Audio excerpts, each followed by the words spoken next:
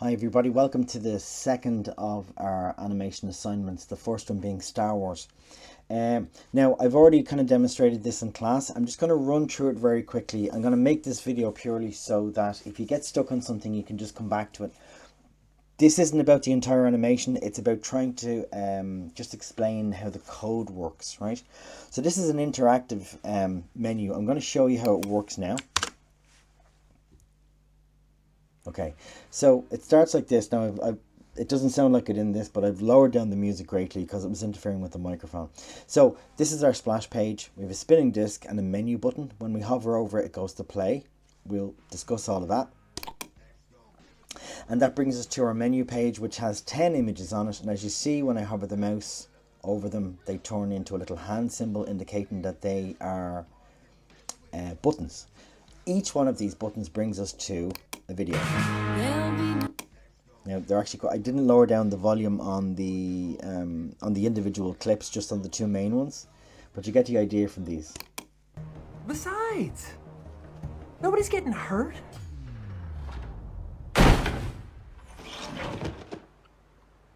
That guy was already up there when I got here. Yeah. Wait. Okay, so you kind of get the idea. We've got 10 clips that bring us to 10 places on our timeline.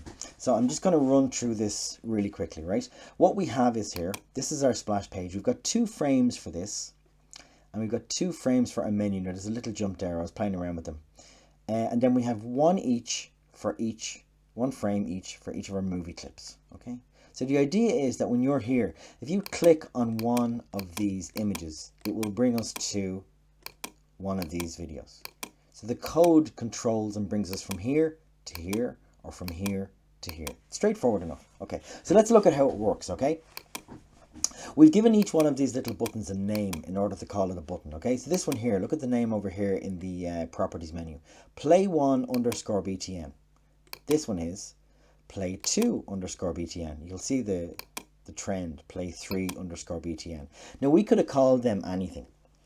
But the idea behind it is that we have 10 of them. We want to know when we're working with them which is which. So we give them sequential numbers if that's what suits for what we're doing. Now there's a reason they have a name. Every object, every symbol, every button in Animate must be uniquely identified by ActionScript. You can't have 2 buttons with the same name. You can't have 2 frames with the same name. You can't have 2 symbols with the same name. Because when the ActionScript goes looking for something to act upon a button click or be sent to a frame label, it can't get confused by having 2 buttons with the same name or 2 frame labels with the same name. So they're all uniquely named. So to access our ActionScript, there's a little A here, you'll see it on some of the scenes. That basically means that there's ActionScript embedded in the frame. So I right click and the bottom option is Action. Now, don't be fazed by this. We're only interested in one piece of code. I'm going to get rid of all of this. That's all we're interested in. That controls the whole thing. Now that's going to be very small on your screen. So luckily I have one that I did earlier. Okay, now here it is. Now look at this. When we arrive on a frame, this code is buried in that frame. An ActionScript activates the code or uses the code to follow instructions. So look what happens. We've put Play1_BTN right at the beginning of the code. So ActionScript knows that whatever's going to follow relates to that button. And whatever it's going to do, it will only do as a result of that button. So there's a thing called an add event listener. And the add event listener is literally listening out for an event. What kind of an event? A mouse event. What kind of mouse event? A click. So all this means is listen out for somebody to click that button. What's after the comma is what we call a function name. Now, a function name is the name given to a series of instructions called functions.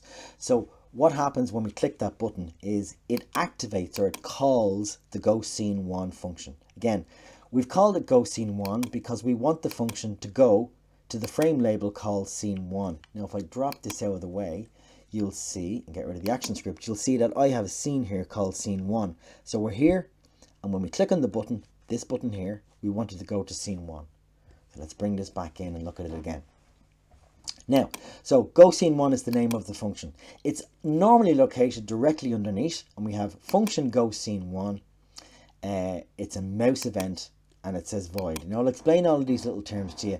Void basically means that it's not expecting any return from this. It just has to activate something, but there's no calculation, and there won't be any result other than it arriving at the or following the instructions. So it's not expecting any data back.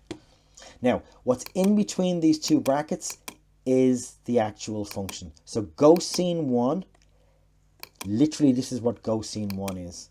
So from where it says function down to here, this does everything.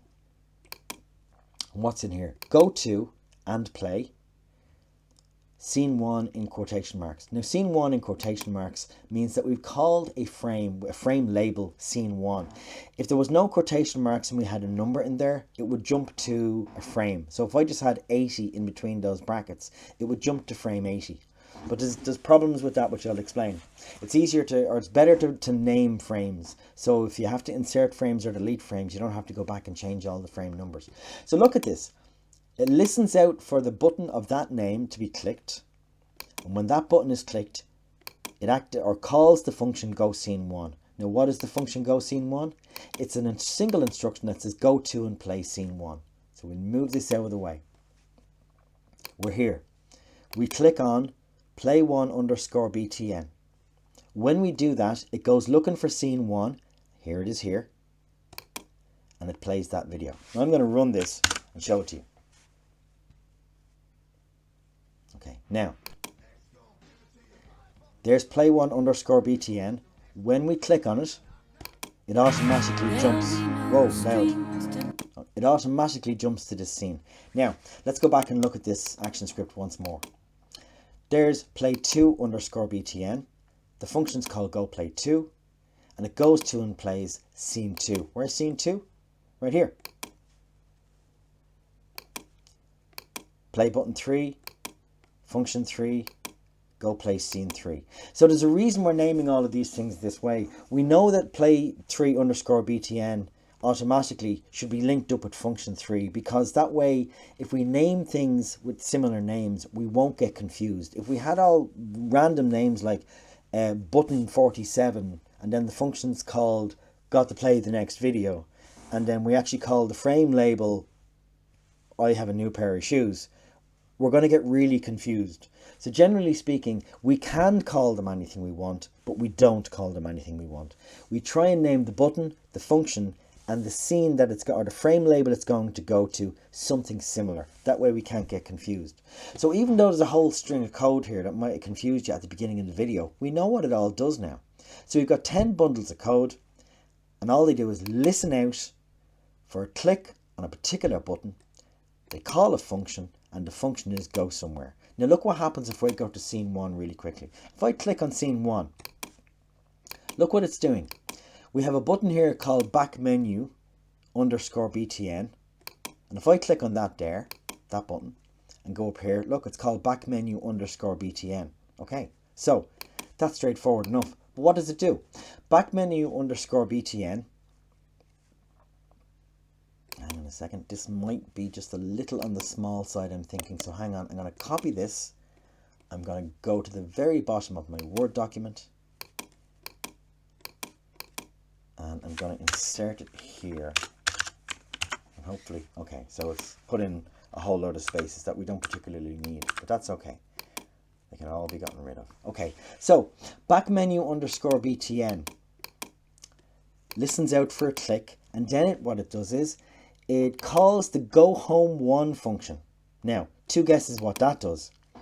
Now the reason we have it called go home 1 is because we have to have a button on each of the 10 videos that brings us back to the home label, the frame label. So if we look down here under the function, it's going back to and playing. Alright, so we've called it menu in this instance, not home.